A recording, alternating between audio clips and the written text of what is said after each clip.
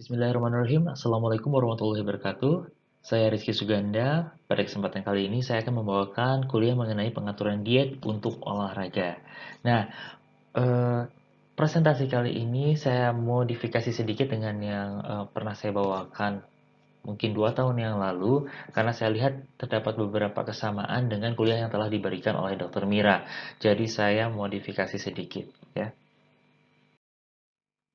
Nah, apa yang ada di pikiran kamu saat melihat atau mendengar judul ini? Coba kalian sekarang masuk ke menti.com, kemudian gunakan kode 645726. Oke, kalian coba masuk ke situ dan masukkan kodenya. Masukkan 3 kata ya yang ada di pikiran kalian.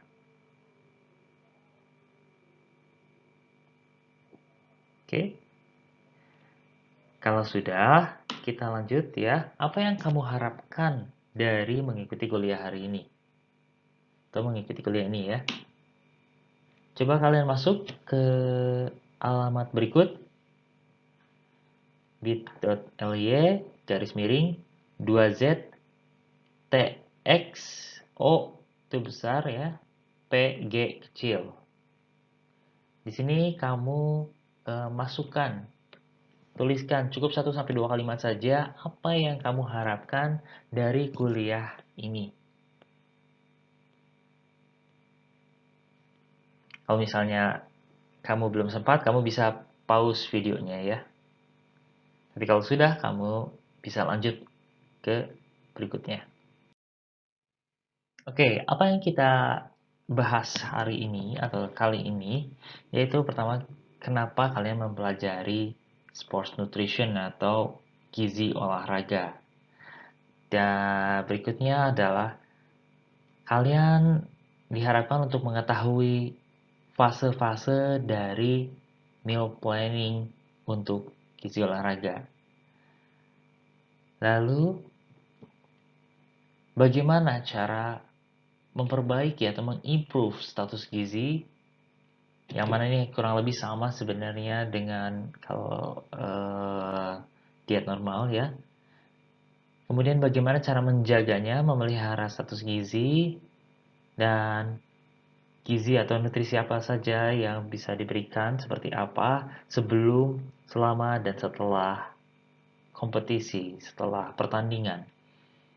Kemudian gizi ketika recovery atau transisi itu bagaimana? Oke. Nah, banyak faktor yang mempengaruhi prestasi seorang atlet. Nah, antara lain bisa kemampuan fisik, psikologis dalam diri atletnya tersebut, kemudian keterampilan fisik, bakat yang didapat sejak lahir, dan program latihan yang mantap. Mungkin ada masalah kesehatan, gizi, dan penyediaan makanan yang tepat itu akan menjadikan berpengaruh terhadap prestasi seorang atlet. Nah, pengaturan makanan bagi atlet merupakan faktor yang penting dalam mencapai prestasi optimal. Makanan yang memenuhi syarat gizi seimbang itu memegang peran penting bila seorang atlet ingin mendapatkan prestasi maksimal. Bahkan dengan kombinasi yang baik antara atlet yang sudah berbakat, kemudian teknik latihan yang baik, tapi kalau misalnya gizinya tidak memenuhi syarat atau gizinya tidak seimbang, mungkin atlet tersebut tidak berprestasi secara maksimal. Nah, berikutnya adalah meal planning phase atau tahapan pengaturan makan. Nah, pengaturan makanan ini terutama untuk atlet disesuaikan dengan periode pembinaan atletnya. Sesuai dengan periode tersebut ya, pengaturan makanan atlet ini meliputi 4 hal pokok yang kamu lihat.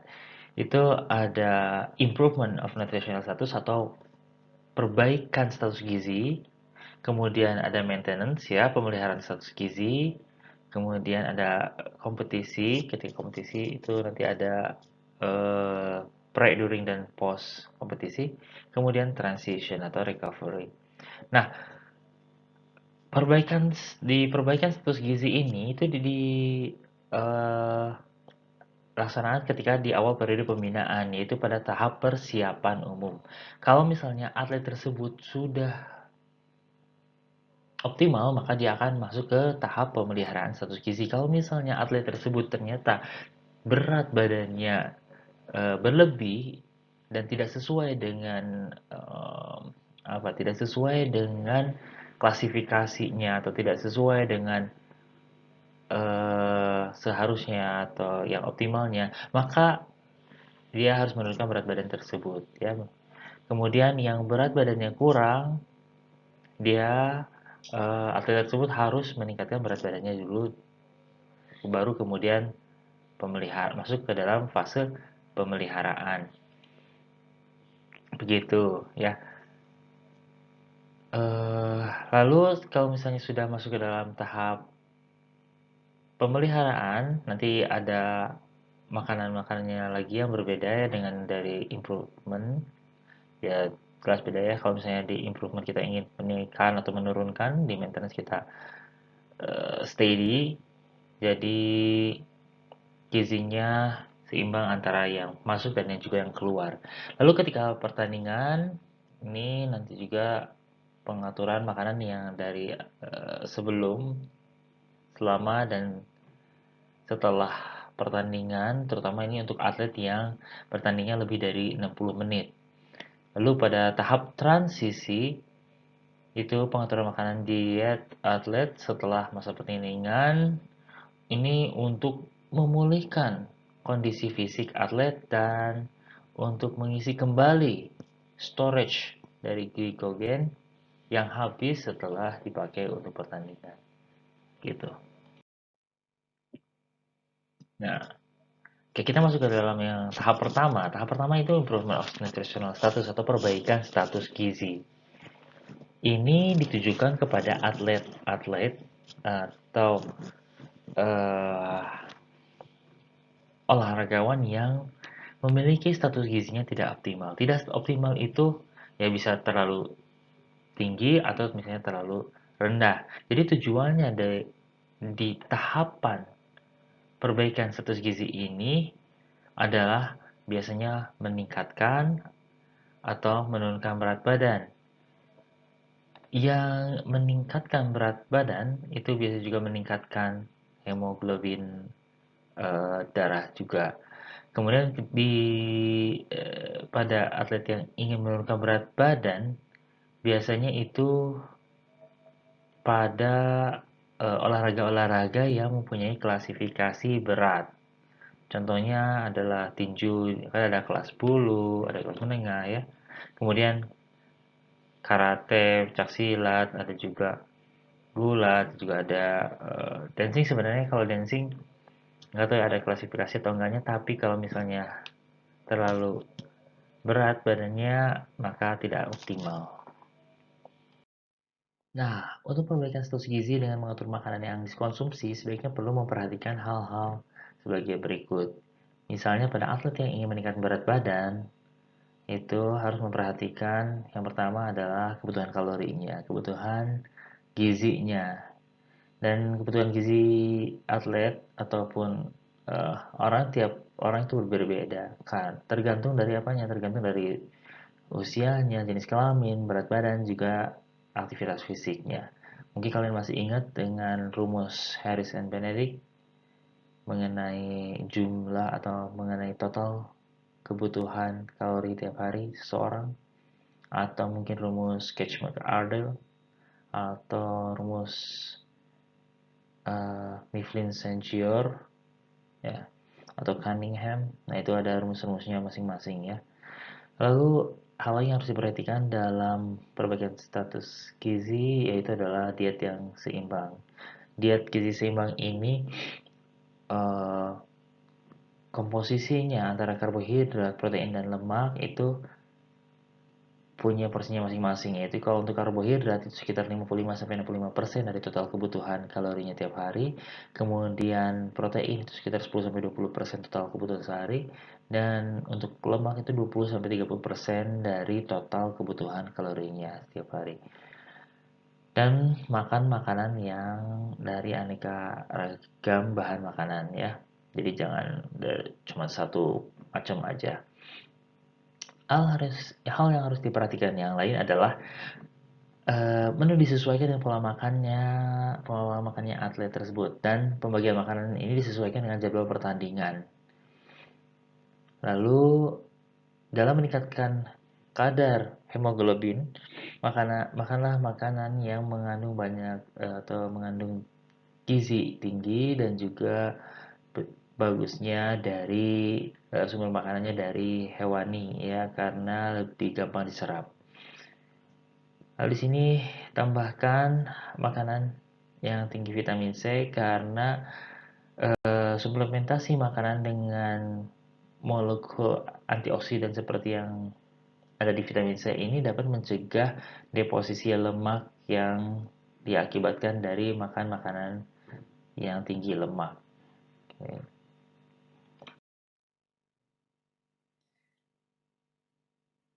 Oke.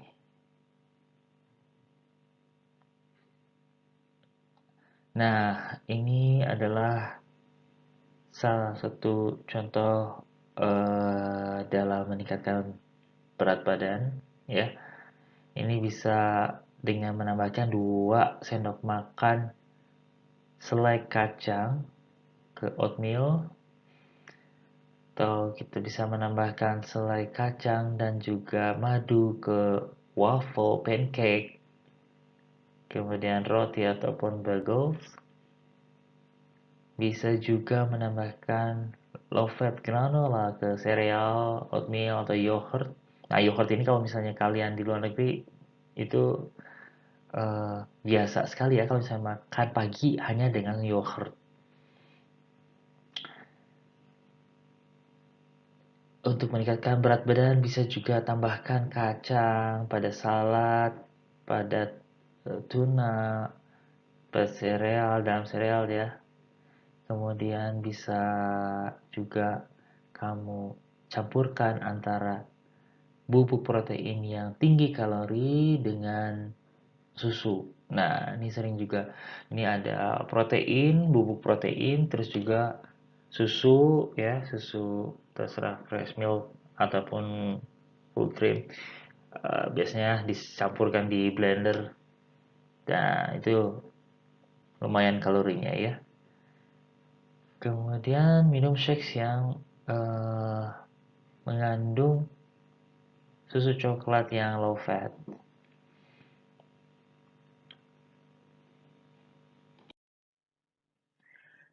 Nah, bagi atlet yang ingin menurunkan atau perlu menurunkan berat badan, perlu diperhatikan kalau penurunan berat badan ini dilakukan pada persiapan umum, ya.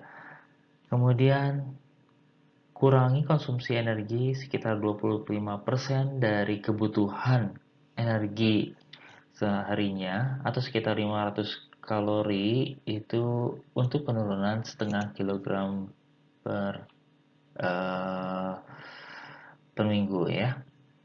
Atau kalau misalnya kita ingin menurunkan 1 kilogram berat badan per minggu, maka kurangi kalori yang masuk itu kurang lebih 1000 kalori tiap harinya.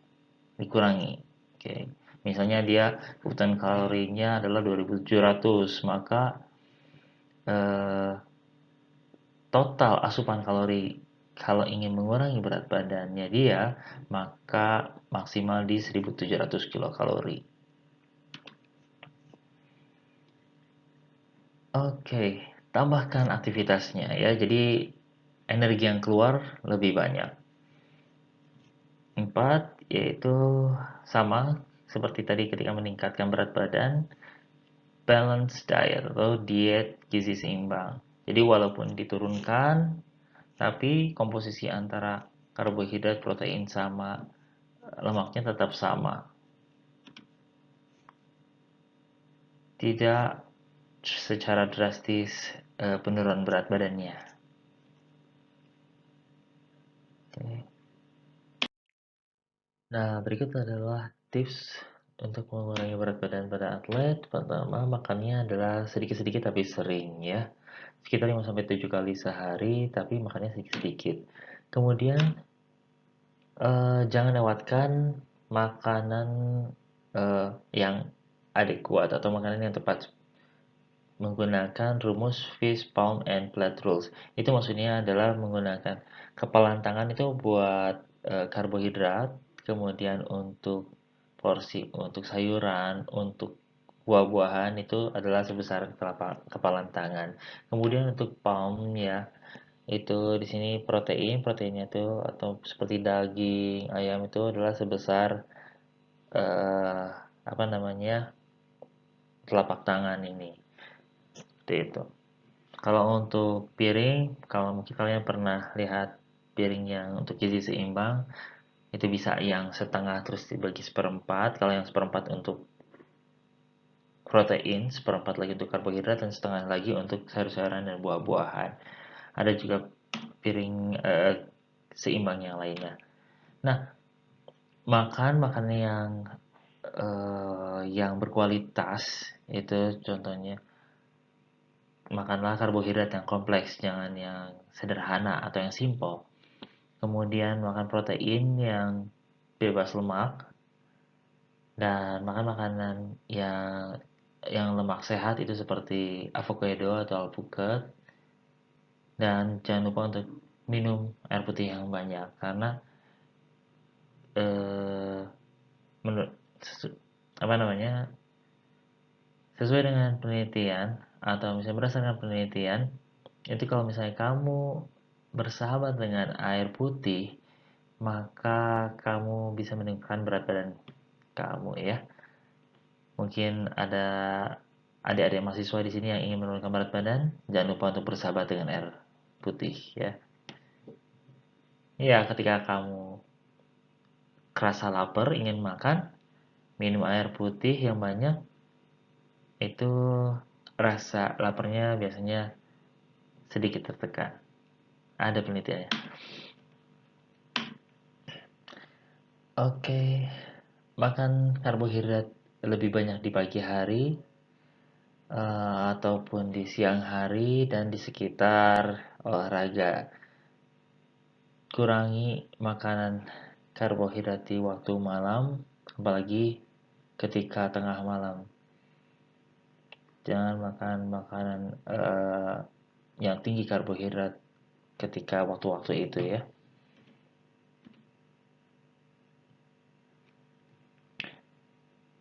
Jauhi makanan karbohidrat yang refined, itu seperti ini ya, makan makanan yang digorengan. Makanan gorengan seperti bala-bala, pisang goreng, tempe goreng, dan lain-lain.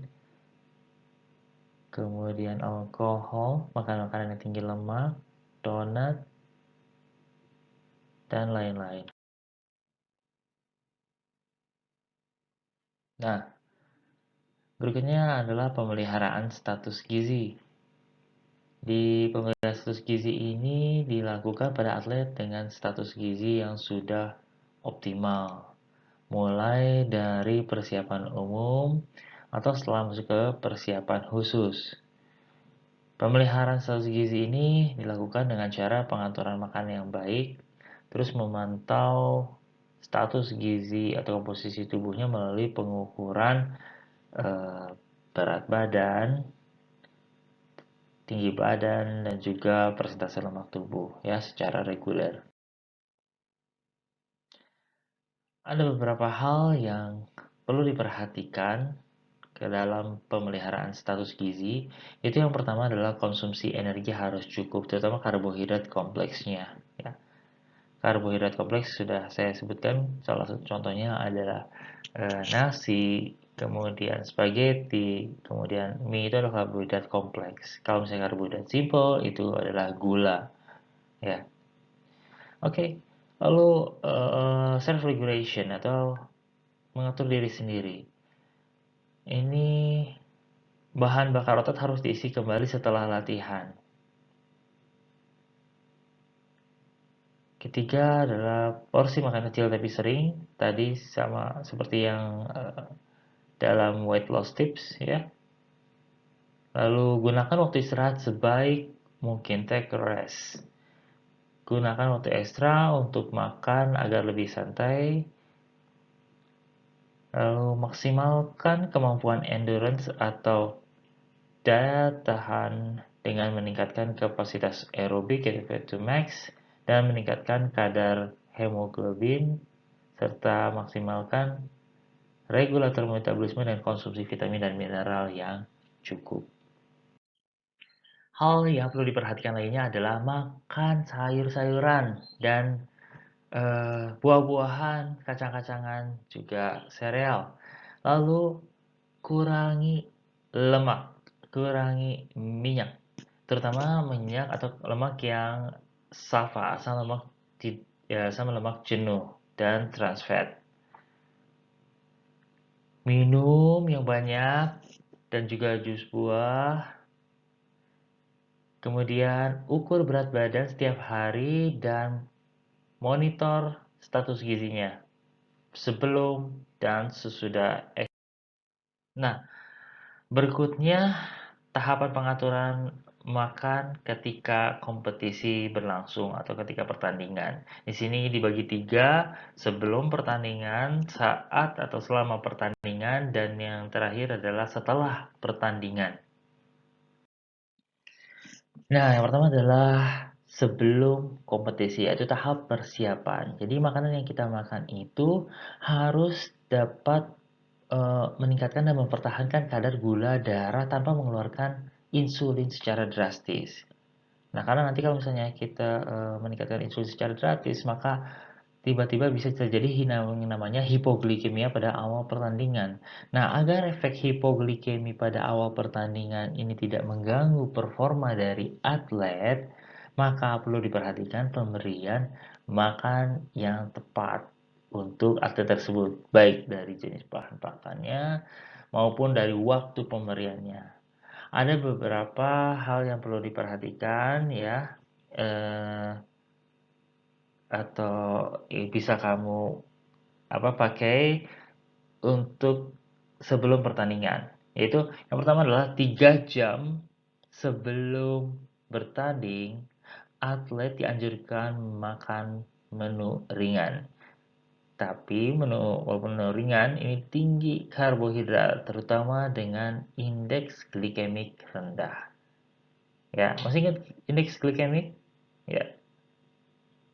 Ya, kalau misalnya tinggi glycemic indexnya, itu berarti dia cepat diserap dan cepat menaikkan kadar gula darah. Tapi kalau low glycemic index berarti ketika kita makan makanan tersebut tidak cepat meningkatkan kadar gula darah, tapi pelan-pelan. Oke. Nah, cukup protein, rendah lemak, dan yang tidak bergas, gitu, non gas, dan mudah dicerna.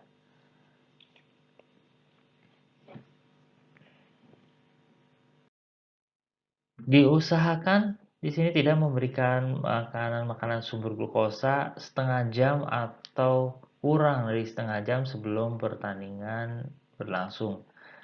Nah, karena hal ini bisa menyebabkan hipoglikemia, ya.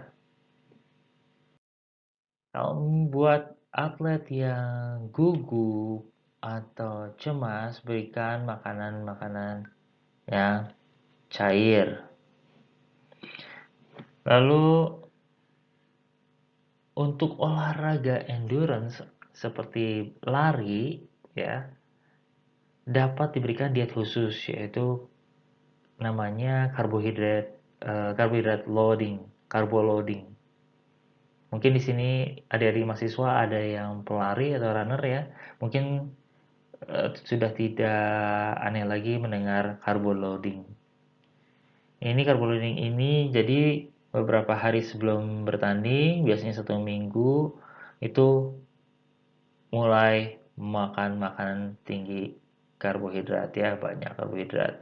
Tujuannya apa sih karbohidrat loading ini? Pertama adalah untuk mencegah hipoglikemia, kemudian di mana gejala-gejala hipoglikemia itu ada seperti sakit kepala, terus juga pengen kabur, kemudian bingung dan kelelahan. Lalu tujuan dari carbo loading ini adalah agar menenangkan lambung dan mengurangi lapar ya ketika pertandingan berlangsung. Lalu tujuan lainnya adalah untuk membentuk cadangan glikogen yang cukup ya, cukup. Kemudian menjaga kecukupan cairan dan elektrolit agar tidak dehidrasi. Nah, apa hal yang perlu diperhatikan? Yang pertama, kembali diet gizi seimbang. Jadi antara karbohidrat, protein, dan lemaknya sesuai dengan gizi seimbang. Kemudian pola hidangan juga bisa sama dengan pada saat tahap maintaining phase atau pada saat pemeliharaan. Lalu tambahan makanan karbohidrat berupa makanan tinggi karbohidrat seperti crackers, roti, biskuit, kue, bolu, pisang, dan lain-lain ya sebagai tambahannya. Kemudian cara pemasakannya itu lebih baik dengan cara direbus, dikukus, ataupun dibakar. Nah, berikutnya adalah makanan during the match atau selama bertanding. Ini tujuannya apa? Ketika selama hari tanding ini, tujuannya adalah memberi makanan dan cairan yang cukup untuk memenuhi energi dan zat gizi agar cadangan glikogen tetap terpelihara. Syaratnya apa saja? Syaratnya adalah cukup energi sesuai kebutuhan, kemudian proteinnya cukup sekitar 10-12%, di sini ya lemak 15-20% dan karbohidrat 68-70%. Kemudian banyak vitamin dan mineral. Mudah dicerna, tidak bergas dan berserat, dan tidak pula merangsang seperti makanan-makanan yang pedas. Kalau yang bergas itu seperti kubis, kol, dan sebagainya ya. Lalu cairan gula diberikan dalam konsentrasi rendah. Ini biasanya ketika bertanding. Nah, hal yang perlu diperhatikan ketika bertanding adalah pilih makan yang tinggi karbohidrat. Nah, ini dalam bentuknya macam-macam. Yang tinggi karbohidrat ini bisa juga dalam bentuk buah seperti pisang ya ketika bertanding itu. Kemudian ada juga yang bentuknya gel, itu biasanya buat para pelari, runners yang dia simpan minuman dalam bentuk gel, dan itu bukan hanya air saja tetapi juga ada karbohidratnya ya, ada gulanya gitu, ada kalorinya. Hindari terlalu banyak gula seperti sirup dan juga soft drink. Kemudian atur waktu makan sesuai dengan jadwal tanding. Perhatikan waktu cerna makanannya dan berikan makan tambahan berupa cairan padat gizi 2 jam sebelum tanding. Untuk makan malam sebelum hari tanding lebih banyak karbohidrat dan yang rendah lemak. Kemudian berikan makanan-makanan yang diketahui diketahui oleh atlet atau atlet tersebut sudah familiar dengan makanannya. Jangan yang tiba-tiba berbeda dengan makan-makanan yang sebelumnya. Nanti atletnya nggak mau makan ya. Kemudian berikan cairan yang cukup dengan interval tertentu. Lalu susun menu seperti pola tahap pemeliharaan. Nah, untuk waktu makannya 3-4 jam sebelum pertandingan itu makanannya makanan-makanan lengkap seperti biasa. Ya, seperti nasi, kemudian lauknya, ada sayurnya, ada buah-buahannya. Kalau misalnya sudah sampai 2-3 jam sebelum makan itu mulai makannya snack atau crackers. 1-2 jam sebelum pertandingan itu makannya makanan sudah yang mulai yang makan cair, terus jus, Bisa juga dengan minum teh. Kalau misalnya kurang dari 1 jam sebelum pertandingan, itu sudah mulai cairan atau minum saja. Tapi juga hindari minum yang terlalu banyak setengah jam sebelum pertandingan. Kenapa? Karena kita tidak ingin terjadi apa yang namanya kali kiban ya. Kalau misalnya kali kiban, mungkin kalian sudah tahu kan kali kiban itu apa?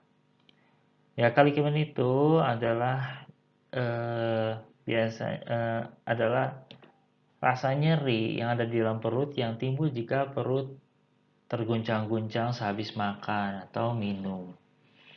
Biasanya ketika berlari ya.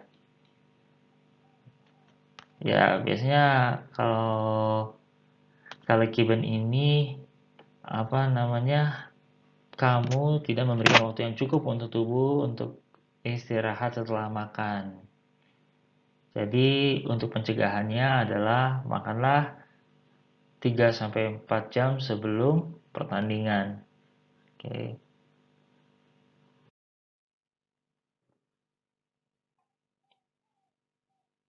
Oke. Ini kebutuhan cairan atlet. Untuk kebutuhan cairan atlet, makanlah makan. Minumlah 2 sampai 4 liter per hari ya tergantung dari kebutuhan atlet tersebut. Apakah dia banyak berkeringat atau enggak. Lalu sehari sebelum bertanding minumlah sekitar 2 sampai 3 gelas besar. 2 jam sebelum tanding minum 2 sampai 3 gelas dan 5 sampai 15 menit itu minum 1 sampai 2 gelas. Pada saat pertandingan, eh, pada saat istirahat ya, itu minum, kemudian jenis cairannya bisa air putih, bisa jus buah, dan bisa juga diberikan sedikit gula, 2,5%, dan minumannya ini sekitar 10 derajat saja. Jadi yang cool water, sejuk, air sejuk. Minumannya diberikan setiap 10 sampai 15 menit.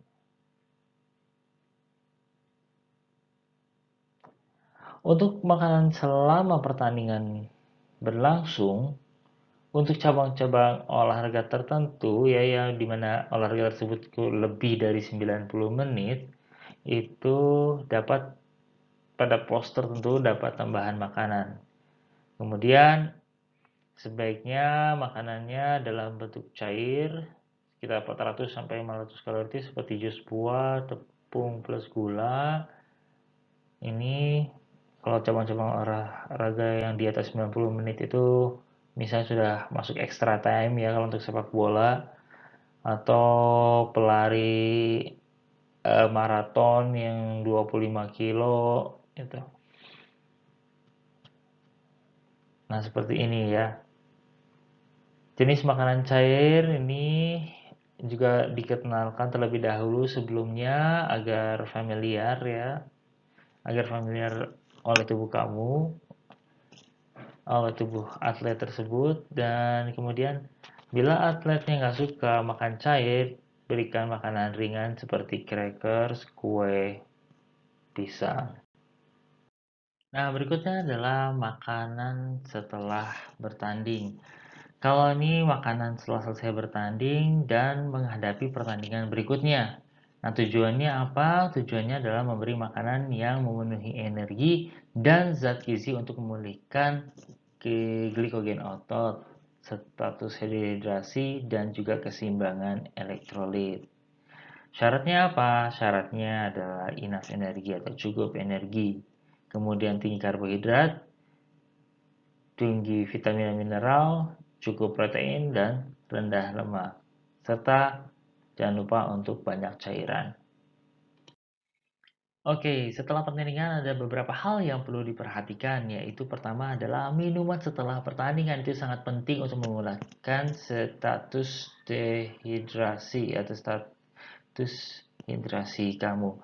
Sehingga buat teman-teman adik-adik mahasiswa yang sehabis olahraga jangan lupa untuk minum ya untuk rehidrasi. rehidrasi kembali tubuh kamu. Mungkin saya di sini akan memberikan pencerahan sedikit. Kalau misalnya ada penelitian bahwa sebenarnya kamu tidak memerlukan minuman isotonik jika olahraganya hanya 1,5 jam. Tapi 1,5 jam di sini pun sebenarnya relatif ya. Apakah olahraga kamu ini adalah yang high intensity, moderate intensity, atau low intensity.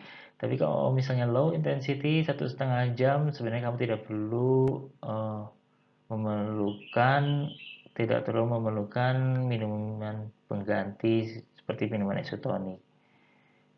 Kalau misalnya haus, minum saja. Setiap penurunan 500 gram berat badan atau setengah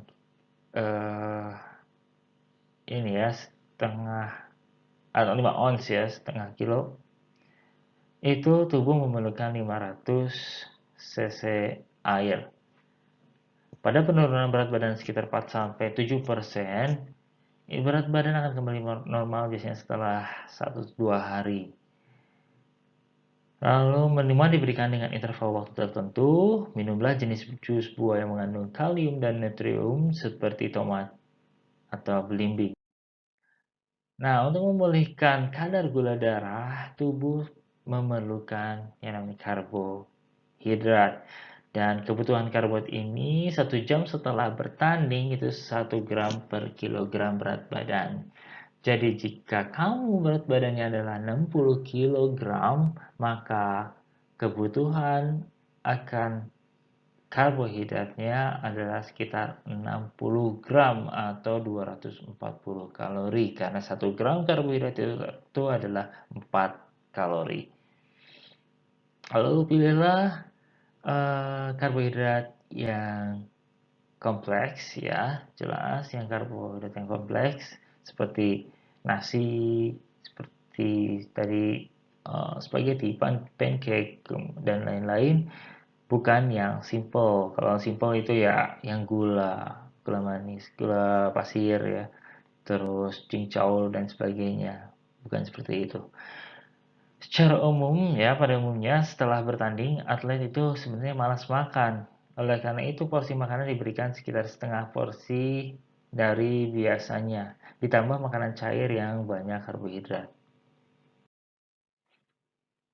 Nah, bagaimana cara pemberiannya?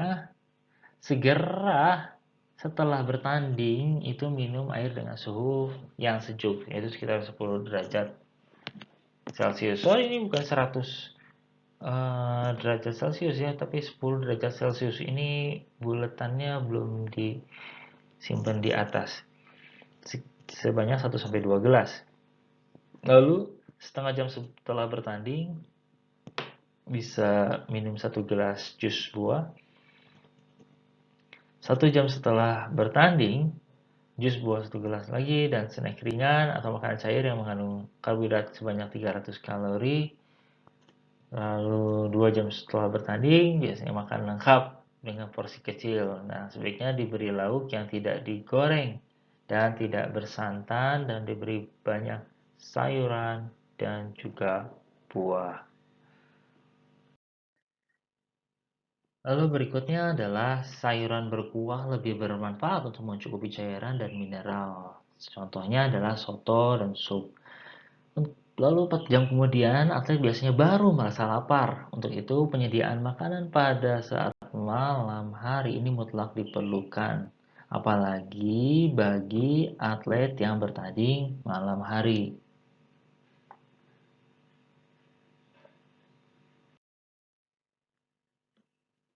Nah, berikutnya kita berlanjut ke recovery.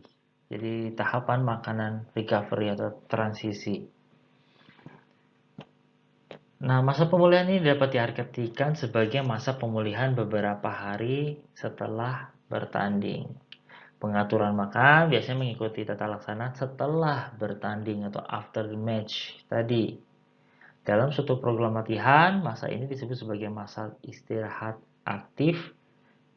Meskipun intensitas latihan menurun, atlet harus tetap menjaga kondisi fisiknya. Begitu. Kebutuhan energi harus disesuaikan dengan aktivitas yang dilakukan sehari-hari. Jadi aktivitas ketika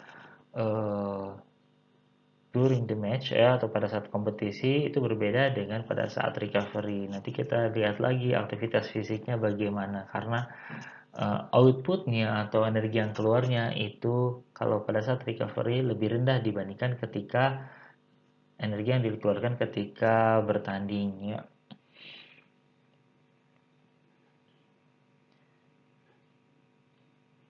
Tetapi terakhir ini atlet harus tetap mempertahankan kebiasaan makannya yang sudah terpola seperti di pemusatan latihan, tetapi kebutuhan energinya yang dikurangi.